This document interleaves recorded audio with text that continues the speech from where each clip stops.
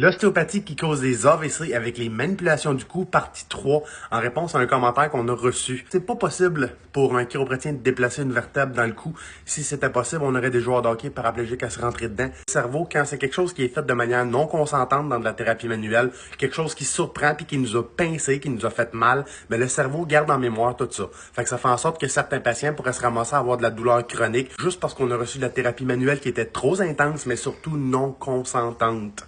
Parce qu'après ça, elle a marqué ici, j'ai fait des radios à l'hôpital et ils m'ont dit que c'était déplacé.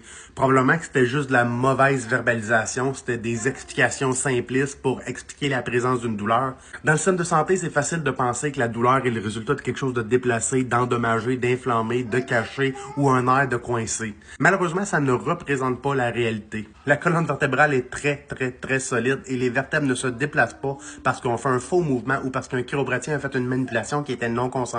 Mais ce qui est intéressant avec la chiropratique, la physiothérapie, ce que vous n'aurez pas avec l'ostéopathie ou la massothérapie, c'est un ordre professionnel. Donc, si vous pensez que vous avez été maltraité en chiropratique, maltraité en physiothérapie, faites une plainte au syndic, faites une plainte à l'ordre pour qu'on puisse mettre des barrières pour empêcher que cette personne-là ne recommence à faire des manœuvres peut-être trop violentes sans consentement.